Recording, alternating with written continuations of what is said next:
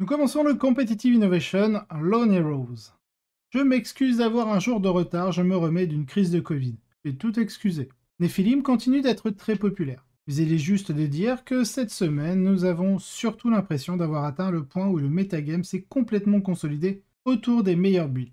Pas entièrement, quelques joueurs ont fait des courses héroïques avec des constructions inédites cette semaine. Et nous allons y revenir, mais en général, la plupart des listes de cette semaine ont déjà été vues. Il y a toujours plus de diversité dans cet ensemble de listes qu'il n'y en a eu dans n'importe quelle période depuis janvier de cette année. Et il est clairement plus facile de se battre pour une place de premier plan avec une construction qui n'est pas d'une faction. Il est clairement plus facile de se battre pour une place de premier plan avec une construction qui n'est pas d'une faction de premier plan. Mais je suis maintenant définitivement impatient d'avoir un tableau de données d'équilibre pour secouer un peu les choses. D'autant plus que le LGT à la fin de ce mois serait une bonne façon d'envoyer le méta-jeu. Mais comme je l'ai dit, même dans cet état, nous avons de nouvelles épices à regarder cette semaine. Une fois de plus, j'ai demandé aux estimés mécènes de Goodhammer de voter pour les confrontations qu'ils veulent voir. Et avec les résultats cette semaine, je vais les couvrir. Donc, Kulgene Stealer contre Orc au TNA Open, Chaos Demon contre Tyranny de Wasteland Wars, Black Templar contre Adeptas Sororita au Field of Damnation.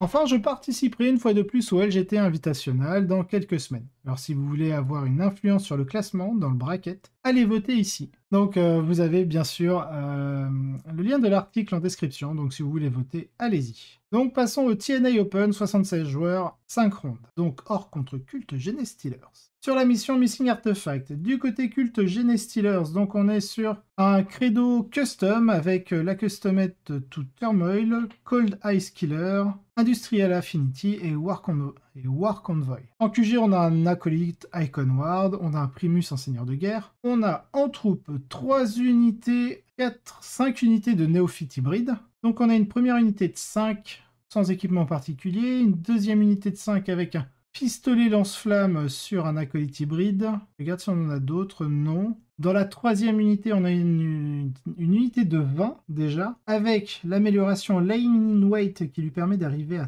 3 pouces de mémoire, avec 4 Seismic Cannon, et c'est tout. Ensuite, on a une autre unité de 20 néophytes hybrides avec le Proficient Planning A Perfect Ambush. Et enfin, dans la dernière troupe de néophytes hybrides, on a une troupe de 10 avec du Shotgun et 2 Seismic Cannon. En élite, on a Clamavus avec l'Oppressor Bane, un Kelemorph avec le Wormtooth Rounds, le Nexus avec le Cranial Inlay, unité de 10 Pure Strain Jedi Stealers et un Sanctus avec le From Every Angle. En attaque rapide, nous retrouvons les 3 unités de 10 Atalan Jackal avec les charges de démolition. Et en soutien, nous avons les 3 Goliath Rock Grinder avec les caches de démolition sur 2 d'entre eux. Ça ressemble pas mal à ce que jouait la liste australienne durant le WTC. Une super liste, j'aime beaucoup moi. Ensuite, la liste Goth Pressure en orc de Marcel Maujean. Alors, bataillon, en QG, on a un Beast Boss sur Squigozor avec le Beast Eye Mantle, le Brutal but Cunning. Ensuite, on a un Ward Boy avec le Cyber Orc Armor. Il a le Warpass et le Fist of Gork. Et enfin, on a Macari. En troupe, on a 2x10 Beast Naga Boys et 1x15 grottes avec l'amélioration Horrible Gits. En élite, on a une unité de 5 commandos avec la Claw sur le Nob, on a une unité de 5 méga Nob en Claw et Combi Scorcha, 2x5 Tank Busta avec 2 Tank Hammer et les 4 bombes Squig évidemment. En attaque rapide, nous avons 4 Squigog Rider avec les 2x4 Squigog Rider avec les 2 bombes Squig. En soutien, nous avons 2 Kill Rig, une avec les pouvoirs Spirit et Roar, la deuxième avec Spirit et Curse, et un Battle Wagon en Fortress. Et enfin, en détachement Supreme Command, nous avons Gaskull avec son propre Warlord trait, vu qu'il est seigneur de guerre. Une des choses qui a toujours retardé les Gene Stealer Skull depuis la sortie de leur livre est le défi de rester sur la table contre le genre de puissance que de nombreuses armées de haut niveau ont. Mais la liste d'Eric ici, et ses variantes, semble avoir finalement résolu cette équation. L'empilement de toutes les pièces de caractéristiques personnalisées sur les motos et les rock grinders les rend extrêmement durables pour leur prix. Et parce que le culte Gene Stealers a de bons secondaires avec des options de score assez passives. Vous pouvez utiliser cela pour forcer quelque peu la main de votre adversaire. Si vous commencez à mettre la pression au milieu du tableau, ils doivent répondre. Et contre cette armée, ils devront souvent répondre avec suffisamment de force pour s'exposer à une grosse explosion de tir au deuxième tour. Lorsque les néophytes peuvent apparaître, aidés par un tas de personnages de tir différents pour installer des marqueurs de feu croisés si nécessaire. Par ailleurs, contre certaines listes, le simple fait que toutes les motos et les pur sang puissent utiliser leur mouvement de pré-jeu, les pur sang c'est les Genestealers, pour se retrouver directement dans le visage de l'adversaire, bloquer sa mobilité et permettre au culte de bloquer le score jusqu'au milieu du jeu peut être incroyablement difficile à battre. Merci à Inès Wilson, collaborateur régulier, pour sa contribution au plan, car elle en a utilisé une variante récemment. D'une certaine manière, les Goffs ne sont pas un mauvais choix pour essayer de repousser ce que fait le culte ici. Cela signifie certainement que le plan qui consiste à essayer de les attacher avec beaucoup de charges à vélo est exclu, car les peaux vertes ne seraient que trop heureux de contre-attaquer en masse et d'effacer le culte de la table. Ce qui est moins bon pour eux, c'est qu'en tant qu'armée, ils sont inhabituellement vulnérables à toute la puissance de feu à faible PA que les cultes apportent sur la table. Juste un tas de tirs d'autogun avec tous les buffs que le culte Genestealers peut rassembler va vraiment s'additionner ici une fois que les transports orcs seront tombés. Les cultes ne sont, il est vrai, pas fantastiquement bien équipés pour tuer rapidement les gros véhicules, mais ils y arriveront progressivement. Et ce n'est pas comme si les orques pouvaient vraiment se permettre de rester dans leur véhicule. Ce qui n'est pas monté va mourir assez vite. Il est très difficile de se cacher de cette armée, et si les cultes peuvent les réduire à une faible couverture du plateau, ils gagnent essentiellement par défaut. Les cultes peuvent aussi être assez agressifs avec les Rock Riders, qui auraient besoin de l'engagement d'un gros jouet pour être tués. Et les incinérateurs Atalan dans les unités Jackal signifient que les orques n'en chargent qu'un par tour. Ce doit être avec quelque chose qui peut absorber la surveillance, donc l'Overwatch, des lance-flammes lourds. Tout cela fait que la situation est plutôt favorable au culte. Alors, les orques ont-ils un plan pour renverser le scénario? Je me demanderai potentiellement s'il est possible d'essayer de faire descendre un grand nombre de passagers des gros transports assez tôt, aussi cachés que possible, en sécurité près du déploiement, et de balayer avec les véhicules comme la pointe de la lance, simplement parce qu'ils sont ce que le culte est le moins bon à tuer. Et s'ils peuvent exiger un engagement du culte, peut-être que cela ouvre l'opportunité d'un tour de WAG où les orques contre-attaquent fortement. Cela repousse également le moment où les néophytes peuvent intervenir. Même si ce n'est pas autant que nécessaire grâce à l'amélioration de leur capacité de planification, cette liste culte est très difficile à battre pour beaucoup d'armées, et les orques n'ont pas été capables de la surmonter. Donc victoire 97 à 64 du culte Genestealers, avec donc la liste que l'on a vue au Showdown. C'est en grande partie couvert par l'épreuve de force, mais il est vraiment utile de rappeler à quel point cette armée est plus difficile à déplacer que la plupart des constructions de culte Genestealers. Et on a vraiment l'impression qu'elle a résolu leurs problèmes à cet égard. Elle semble également très forte face à certains des meilleurs builds du moment. Les nécrons d'objectifs sécurisés auront du mal à immobiliser leurs cibles, tandis que l'empilement d'un tas de buffs et de passages en force des guerriers tyrannides semble au moins quelque peu plausible. C'est génial de voir les cultes bien réglés, et bravo à Eric pour sa victoire. En deuxième place, nous avons Simon Goshkovic avec des tyrannides. Donc on est en Léviathan avec un détachement bataillon. On a un tyran ailé avec le Direct Guidance en trait de seigneur de guerre et l'Obliterax.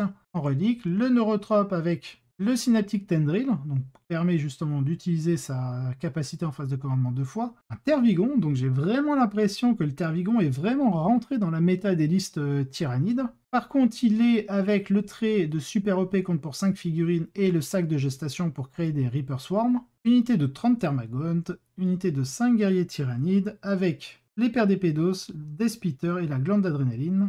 Nous avons ensuite une unité de 20 gargouilles et une deuxième unité, mais cette fois-ci de 15 gargouilles. En soutien, nous retrouvons 3 biovores. En volant, nous avons une harpie avec le synapse. En transport assigné, nous avons le tyrannocyte avec munitions voraces comme amélioration. En Ocelot, nous retrouvons une unité de 3 tirs en garde avec les Bone Cleaver et Bioknout. Et en Ocelot, 3 autres. Ensuite, nous avons la fortification, donc on ne joue pas en Europe, en tout cas au format WTC, mais qu'ils peuvent jouer aux US, avec le Sporocyste. Cette liste de tyrannides est vraiment inhabituelle. Renonçant à 1 million de guerriers, croyez-moi, 20 en plus donne l'impression d'un million, en faveur d'un grand nombre de petites bestioles et de la génération de Minsport, avec un Tervigon rusé pour verrouiller une position cruciale, et une seule escouade de guerriers dans un tyrannocyte pour agir comme troupe de choc. Cela le rend moins vulnérable à la punition par des unités qui peuvent s'échanger contre les guerriers, ou des mortels. Il aide également si l'adversaire ne peut pas faire face à une armée qui s'étale. Bien sûr, elle perd aussi les avantages qu'apportent les gros blocs de guerriers. Il n'y a rien ici qui soit aussi capable de se tenir sur une pointe et d'avoir l'air méchant. Mais avec beaucoup de Minsport pour réduire les plus grosses unités de l'adversaire, cela semble raisonnablement atténué. Et cela n'a pas empêché l'armée d'avancer, puisque Simon a terminé deuxième joueur invaincu de l'événement. En troisième place, nous retrouvons un taux avec Aiden Walduck. Donc ça joue dans un bataillon. Il joue le 7 Tau. En QG, nous retrouvons un Commander Colstar avec la relique Tau, qui lui permet de faire un mouvement normal si jamais on lui déclare une charge une fois par tour. Il a le trait de Seigneur de guerre Precision of the Hunter pour la full reroll touche Bless. Il a 2 Burst Cannon, le High Output Burst Cannon, l'Auto-Flammeur et son prototype. Ensuite, on a un éthéré avec l'exemplaire of the Coyon en trait de Seigneur de guerre. En invocation, il garde le Wisdom of the Guide, donc pour le plus 1 PC. Et il a pris l'Advanced de M Scrambler. Très bien, il y a un marqueur drone. D'accord, donc il lui a pas payé le Humble Staff, donc c'est pour ça qu'il a qu'une seule invocation, et il veut l'invocation des points de commandement. Par contre, il le réussira que sur un 3+, pour le coup. Donc à voir. En troisième QG, dans ce bataillon, nous retrouvons Long Strike avec ses Burst Cannon. En troupe, nous avons 3 unités de Debreacher. En attaque rapide, nous avons 2 unités de Pathfinder, avec le Grave Inhibitor Drone, 3 Pathfinder avec les Ray Rifle, et un Recon Drone. En soutien, nous avons un Hammerhead qui va accompagner du coup Long Strike. En volant, nous avons les 2 Sunshark Bomber. Et en transport d'ennemis, nous avons 1, 2, 3, 4, 5 Devilfish. Ah bah oui, pour transporter les 3 Breachers et les 2 Pathfinder. D'accord, ça change énormément des listes auto qu'on a l'habitude de voir. Ça fait du bien. Faites confiance à l'Australie pour vous offrir un podium complet de construction inhabituelle. Là, il fait référence au WTC. La dernière étant une version Tau à forte teneur en Devilfish. Nous avons déjà vu cela dans Farsight Enclave, car les Devilfish sont très rentables et fournissent un excellent contrôle du plateau. Mais en 7 Tau, c'est nouveau pour ce style de liste. Je pense que le grand avantage de cette liste est l'accès à Long Strike, qui est toujours exceptionnel. Et la stratégie de feu concentrée qui permet à tous les guerriers de feu et à ses éclaireurs d'abattre une cible clé quand cela est vraiment important. Avec beaucoup d'éclaireurs en jeu, il ne manque pas non plus de marqueurs light. Ce qui signifie que l'absence du set Farsight n'est pas si grave que cela. Enfin, le fait de pouvoir relancer une touche rend tous les fusils à rail des équipes d'éclaireurs d'autant plus efficaces. La liste se termine avec une frappe alpha forte et mobile. Une bonne adaptabilité pour jouer soit Monka, soit Coyon, et vraiment bonne pour les relais aérospatiaux et l'action décisive, en plus de tout le reste. De bons moments pour les taux. Ensuite, nous avons James Webster avec ses Imperial Knights en 4ème place. Donc il joue l'armée de renom Freeblade, avec en serment le Defend the Rim et Laylo the Tyrant. Il joue une unité de 3 armigueurs Elverine avec le The Bastard Helm. En tradition martiale, il joue Hunter of Beast. Ensuite, il a une autre unité de 3 armigueurs Warglaive avec en tradition Strike and Shield. Une autre unité de 3 armigueurs Warglaive avec le Noble Combattant. Il nous joue un chevalier errant avec donc la Nightlance en personnage, le High Monarch, le Peerless Warrior, le Revered Parangon, le Reverend Knight et voilà en Warlord Trait le Yon Boulevard. C'est ce que je cherchais depuis tout à l'heure. Et enfin, il nous joue un Moirax avec la tradition Last of Their Line. Il joue la Blessed by the Sacristain et il joue le double Lightning Lock en Night Baron. La Freeblade Lance a connu un excellent week-end et c'est James qui mène la charge ici avec cette belle fin. Cette liste est très cool. Elle exploite au maximum le fait que combattant noble, frappe et bouclier, chasseur de bêtes est une excellente suite de traits pour 2 escouades de Warglaive et quelques Elverines. Elle construit un balayeur d'infanterie à partir des améliorations du Moirax solo et met l'adversaire sous une pression maximale grâce au haut monarque errant. Il peut hurler sa rage furieuse vers le ciel, buffer les 6 Warglaive avec Advance Charge en une seule fois, puis mettre l'ennemi à terre. Un maximum de chevalerie et une excellente utilisation de l'armée de la renommée. Pour le reste du BS, nous avons Will Milton avec ses Imperial Knights, Marcel Maujean donc avec ses orques qu'on a vu dans le Showdown, 7ème Bren Pigot en Chaos Knight, 8ème Jacob Warne en Tyrannide, 9ème Wayne Russell avec sa Death Guard, en 10ème Alex Terrasson en Jeunesse Steelers Cult Gain, 11ème place nous avons Tobias Hill en Creation of Bill, 12ème place Brian Lakeland en Arlequin Lightsaidas, 13ème place Michel Mienges en Craft World.